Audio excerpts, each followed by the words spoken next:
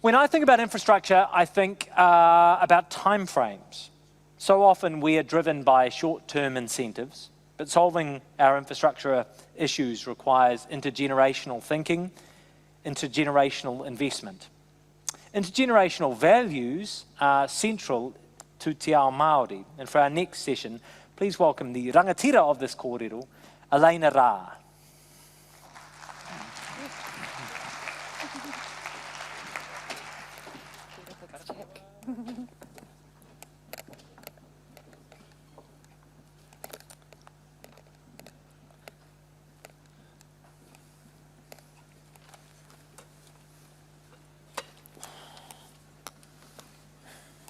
Tēnā koutou katoa, nau mai, haere mai ki tēnei wā kōrero e pāna ki tēnei mahi, te mahi tuāhanga me te ao Māori.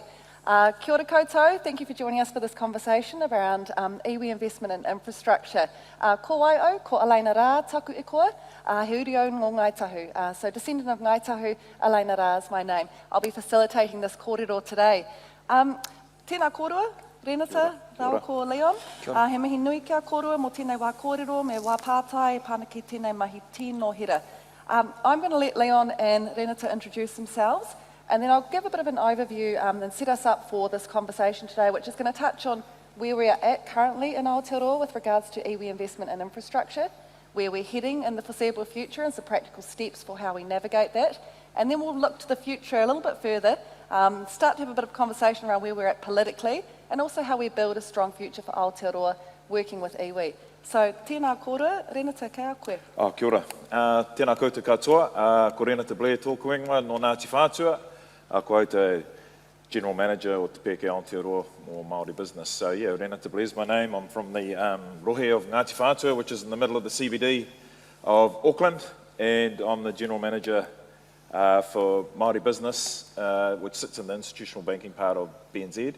Also sit on 3 boards, one for my tribe for the last 10 years, as well as for the Ngāti Whātua Rake Trust, along with Eden Park and also AUT University. So yeah. Kia ora. Awesome. Thanks, Renata. Kia ora whanau mahi, ko Leon Grandi, toko ingoa. I'm a short fat bald Pākehā guy that lives in Eastbourne. My job is to help take the long arm of justice and bend it towards economic justice for Toa Rangatira. But I'm actually on several boards, about 20 in total, far too many. I'm looking to retire as quickly as I can. Essentially, one of the key things that another one of my businesses does, Military Private Capital, is we train people. And really, the challenge that Toa Rangatira passed to me was to actually go and train as many iwi members as possible about corporate finance and try and make it as simple as possible. And so that's really what I'm here to do today. Kia ora for that. Kia ora kōrua. Okay, so to set the scene, we're going to have a bit of a conversation today about, we know the fact that Aotearoa is changing. We are looking at our demographics for the future. We know that by 2040, 20% of the workforce in Aotearoa will be Māori. And we're not talking Māori standing at the lollipop sign or in the freezing works, we're talking about Māori in executive leadership roles. And we can see that already happening across a number of our organisations and industries. That's a really interesting statistic and future for us to think about when we think about what that means for governance. And I know that we're having a number of conversations across the next 2 days, today and tomorrow, around co-governance. What that means when we really look at that through an iwi investment lens. And as we start to shift towards iwi also self-determining through rangatiratanga, their mana motuhake, and how they participate in the economy and infrastructure in Aotearoa. We've heard some interesting things over the last sort of few hours. We've also had some interesting political positions more recently. We had Christian Hawkesbury talking about the future is Māori. We've heard the likes of Chris Finlayson saying that co-governance is our future. So it's really interesting, I think, for us to lean into that kōrero when we're looking at iwi investment and the fact that Aotearoa is changing and infrastructure might look quite different as we move into the future. So I think we start the conversation with where we're at today. We know Māori are economically empowered. We know that we're business savvy. Renata, I'm wondering if you could tell us a little bit more about the fact that we are economically advanced, we hold diverse portfolios, and the Māori economy is really starting to shape Aotearoa. Thank you. Yeah, I'm going to stand up because I am not a person to sit down all day. And just Ka pai. bear with me for now, also with the camera. If I can just refer to the slides. What's really important today is to lean into this uncomfortable part of the Māori economy, and not a lot of people actually understand how powerful that economy is. And I want to introduce a concept around public iwi private partnerships. Iwi is capital investors, iwi with investment principles that are long-term, iwi that have principles around conservatism, iwi that have principles around kaitiakitanga or the environment. So today, I just want to give a bit of a picture into what the Māori economy looks like, so that it gives us confidence, so you can be voices out in the rooms, when you're at committee meetings, where you're leading big projects, to understand the Māori economy and what that brings to New Zealand. So the next slide will show, when it's up, Māori economies in 2018 was around $70 billion in scale. It was operating at around a 5% return, which at that time, 2018, was double the rate of inflation. And we have in this graphic a variety of iwi across Aotearoa that are investing in a diverse and deep, rich economy. And it's producing really good returns for their people in social, health, education, property, fishing, and other diverse asset and sectors. So what you see there, we've got now some really well-established iwi since 1995 that have built and grown their assets to Ngāi Tahu now, asset valuation of $2.3 billion. Ngāti Whātua, which is my iwi, which I'm very proud of, is where we've grown it from a settlement of $18 million in 1990 to an asset of over 1.7 billion. So very, very good governors, very good executive management, sophisticated finance. This is what you'll find in Tainui as well, with an asset value of around $2 billion. So the next slide will show that are big contributors to GDP. We significant assets in fishing. 50% of the quota of fishing is owned by Māori. 10% of all forestry. 30% of sheep and beef. These are huge numbers across Aotearoa. As you know, these are important to the development and the tax of our company and our exports. And we own 10% of all forestry. It's a thriving market, as we've been told. It's a young population. They will be your executives. They will be your project managers, your governance boards, taking your companies forward. The other part is that we care about people, planet, and profit, probably in that order. We're very caring about who we represent and our shareholders, who are our iwi members. We care about the planet. We want to make sure, as we saw in the other sessions, we want to preserve a planet so that we can actually have somewhere comfortable to live. And we're long-term thinkers to be able to provide that asset wealth to our people. My whole career has been built around how do I create Māori wealth within businesses, within our communities, within our iwi. So I want to make sure that we want to expand that wealth because it's good for Aotearoa. The investments stay in New Zealand and they actually get distributed throughout those small towns and communities right across Aotearoa. So I'm very proud of how this economy has grown rapidly, and that's why the Reserve Bank Deputy Governor said it was the future is Māori. Next slide and last slide talks about what we look like. Māori investors, Māori asset managers, Māori leadership have long-term horizons. 30 years is actually a short-term horizon for Māori. We're always looking 100 to 200 years away. So our great-great-great-grandkids can inherit wealth in a long-term horizon. That's why it fits infrastructure really well. I believe that Māori long-term horizon assets which are going to contribute to New Zealand's prosperity is a good fit for infrastructure. As we said, it's about people. We want people to enjoy, as a community, proud to be New Zealanders, proud to be from Aotearoa, proud of their towns and communities, and you have the know-how to partner with Māori in order to produce that prosperity. And we're very conservative. the top 10 iwi are about 9% leveraged, which is very low. So we've got headroom in order to grow, and that kind of gives a bit of a picture around the Māori economy. Kia ora, Renata. I'll sit down now. No, I think that's a really helpful introduction, and I know, Leon, you have some really practical examples. We've spoken about them previously, particularly around the different models for how we design, deliver, operate our infrastructure in Aotearoa. And one of the questions that I actually had for you, Leon, was where are we at with regards to our readiness? Where a council at? Where a state government at? Where are we on that journey now? And what are some practical steps to move us into that next space?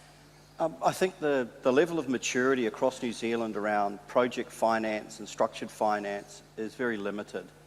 And it's not just a government thing, or it's not just a government department thing or a ministerial thing. It's a banking thing, it's an investor thing. People are not au fait with these topics, on a day-to-day basis. When we come here and we preach to this audience, you guys all understand this, you all know it. But when we go and talk to the boardrooms of New Zealand or on the high street, people don't understand these things. And we need to do our best to educate everybody about how you can go about borrowing large sums of money with limited or no recourse, and how we effectively use some basic principles of securitisation to actually structure things which actually facilitate economic outcomes for iwi. And so the presentation I'm about to go through is just one example, if I can. Yeah, absolutely, please. Kia ora for that. So, ladies and gentlemen, this is a practical example that happened in May last year. It took about 14 months, and really it started, however, in 2012 with the treaty settlement. Now let's just contextualise this. In 2012, Toa Rangatira received about $84 to $86 million in treaty settlement benefits. Last year, Toa Rangatira paid the Crown $368 million for the land underneath 40 schools. So as far as I'm concerned, not really much of a treaty settlement, because the Crown now owes us a net $260 odd million. Okay? So that's how I see it. Not everyone's going to agree with me, but ka pai for that, we can deal with that as we go through. Can we have the next slide, please? All right, so what we did is we bought the rights under the land for about 40 schools, making us, Toa Rangatira, the largest landlord for the Ministry of Education. Now, we've actually got another 28 schools, and ladies and gentlemen, if you want to fund 27 of those schools in the Hutt Valley, I'm happy to have a conversation with you. We're just going through a rating process for a commercial mortgage-backed securitisation, and catch me up at dinner tonight or after the session, and we can have a chat about how you can fund the next raft of transactions. Can I have the next slide, please? Now, they're deed of settlement properties. They're part of the economic redress. Some of the properties were leased back, some were non-leased back.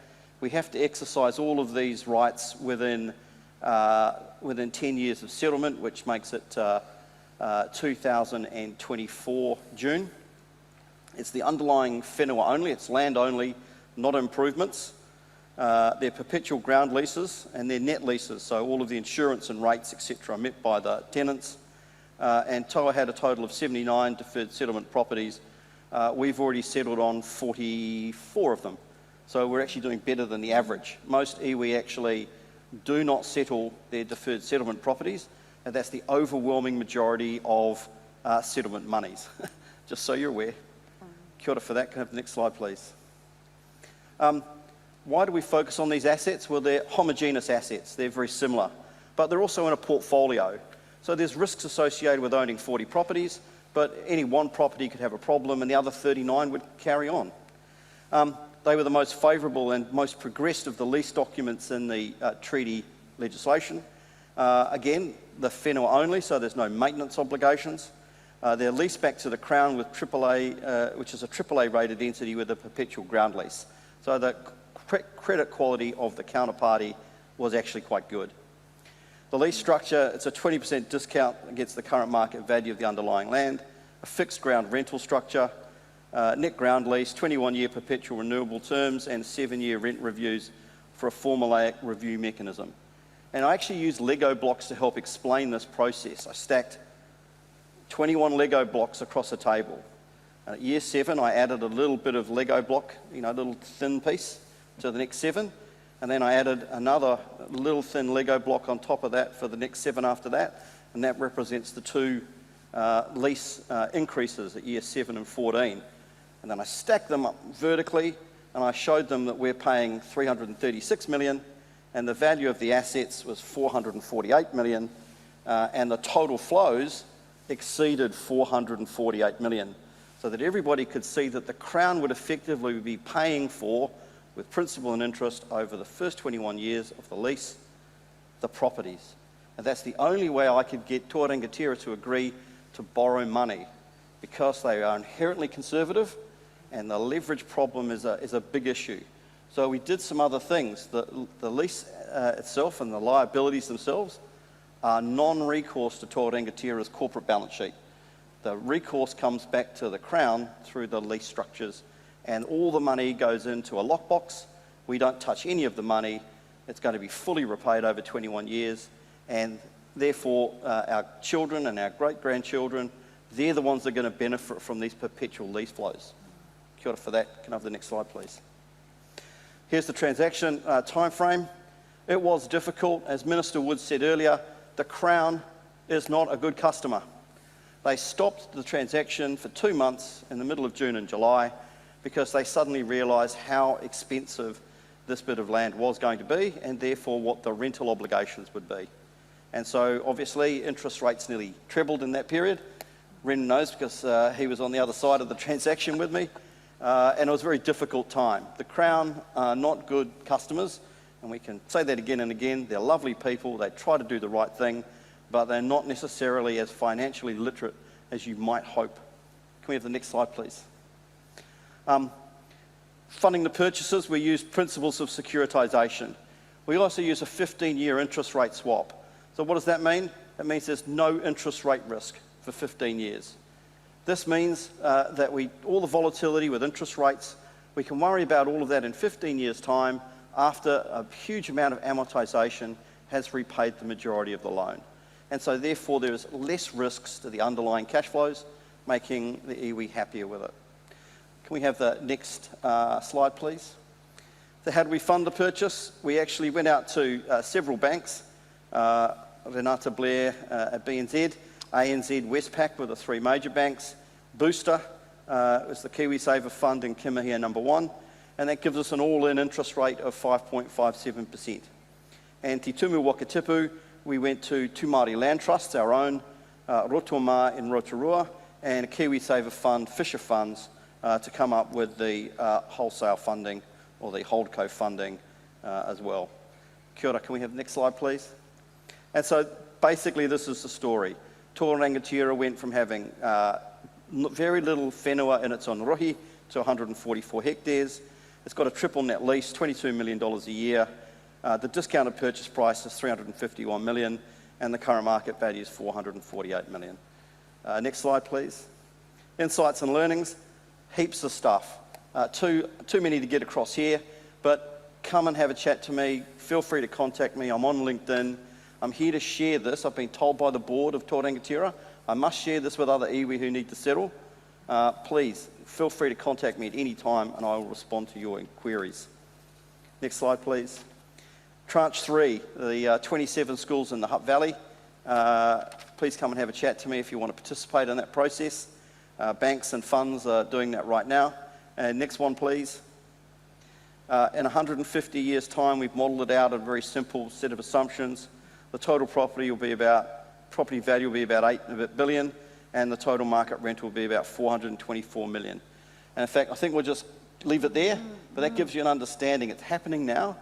The iwi has a 200-year business plan. I think all iwis have a 200-year business plan. They are great counterparties for owning ports, for owning roads, for owning bridges, for owning tunnels.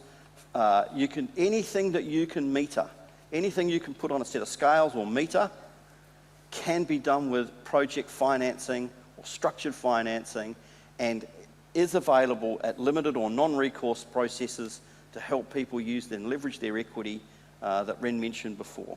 And I think that's the presentation for me, and I'll sit down and then have some questions. Kia ora for that. Kia ora. Thanks for that, Lee. And I think that's a really interesting conversation for us to be having at this point in time, because we know iwi are safe, astute, we're well leveraged partners.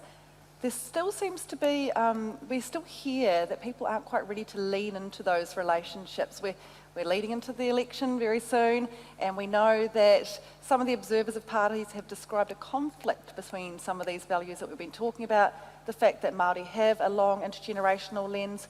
What do you think some of that apprehension is about, and how do we get Aotearoa shifting towards this new future? Yeah, I think people like Jack are the new generation. Yeah.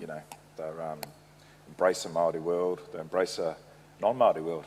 They're proud of who we are as a nation, but also as a contributor to what a Kiwi is.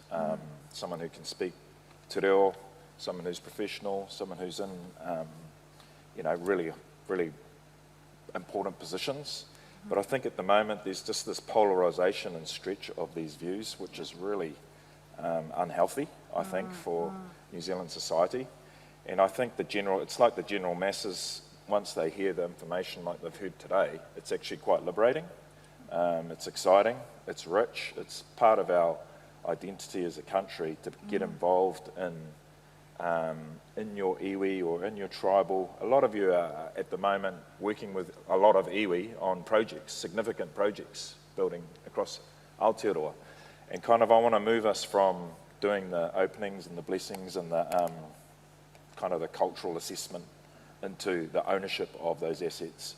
And I think it's time. We've got a mature economy. We've got a burgeoning youth. I say that because I've turned 50 a couple of months ago, so I feel like I'm old. And we've got them coming through that don't have the hang-ups of the parents and the grandparents. And there are definite hang-ups about the view of Māori, which were around the tables at that particular time in the 60s, 70s or 50s or wherever it was. This has changed. And so I implore people just to put those really extreme views to the side, whether they're that side or that side, and look towards what is actually the truth, which is an exciting time for New Zealand. I mean, just one thing is there's absolutely nothing inconsistent if you believe in future value and discounted cash flow valuations and having sustainable cash flows and sustainable businesses and sustainable profitability. There's absolutely nothing inconsistent in having a 10, 50, 100-year, 200-year business plan about your future value. I've been on the board of many organisations. I've never sat down and made a decision about how much money we're going to make from something. I'm trying to achieve things and future cash flows to allow increased profitability, increased employment opportunities, and to pay more tax. That's what we're trying to do with growth. Yeah, I think that's super helpful, Leon. And actually, Renato, I'm just going to jump back. There's a pathway that's come in here, which I think ties really nicely to what you were just saying. Do we properly account, and we're talking time, support, and payment beyond koha, for the tohungatanga and expertise our industry is asking for our hapu, runaka, iwi to provide on our projects?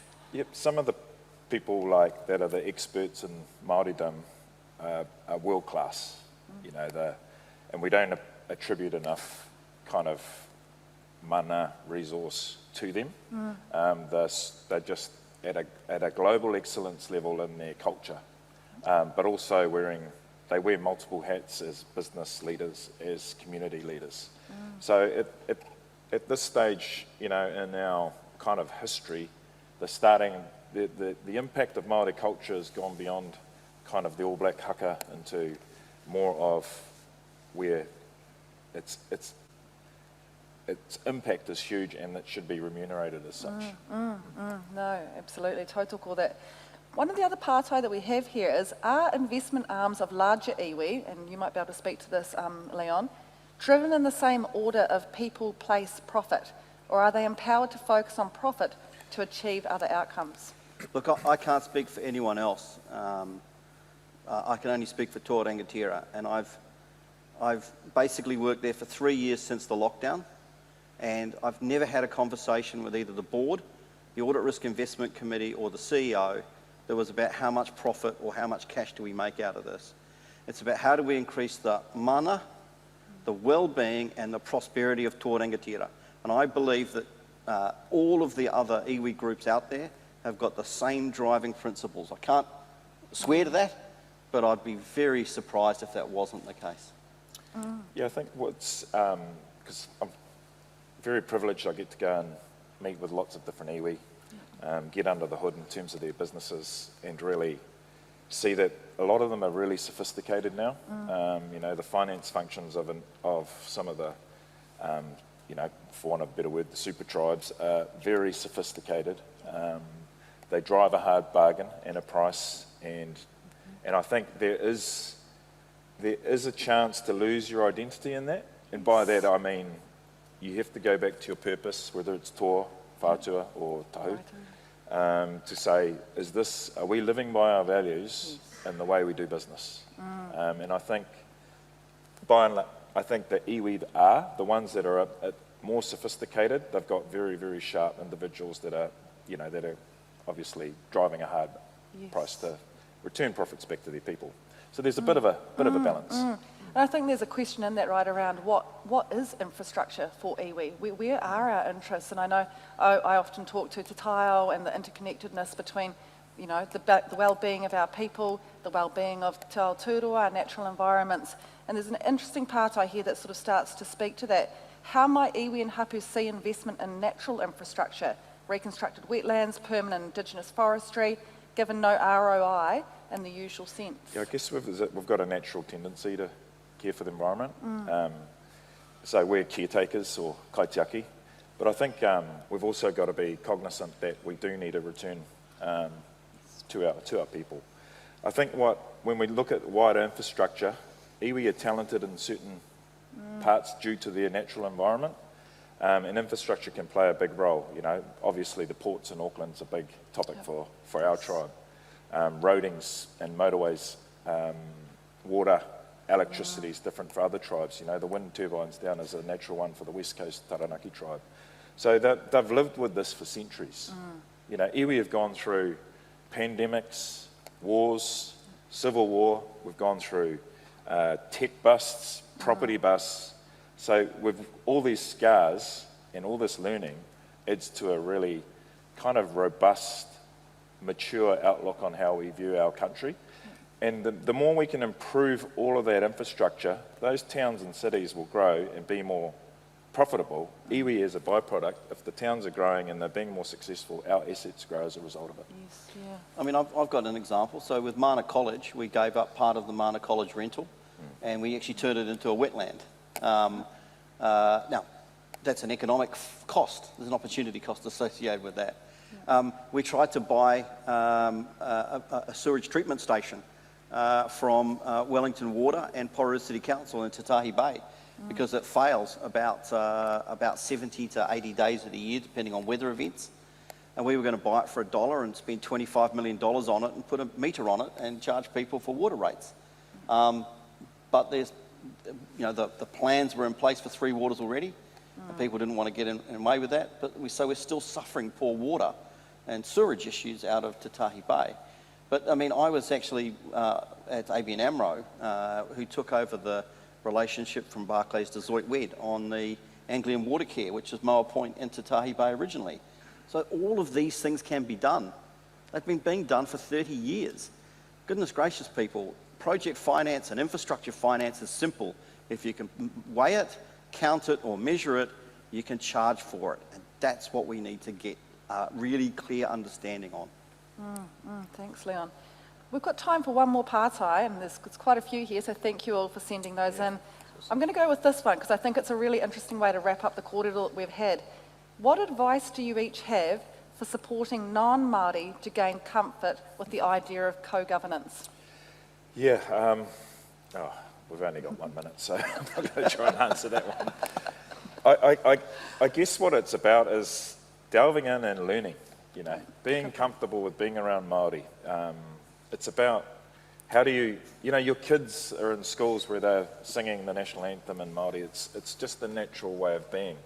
It's about, believe me, I'm new to banking, 3 years. I've got to lean in and understand banking, and it's not a comfortable environment. So, you know, if we can understand Māori as a key foundation of our country. We're a partner.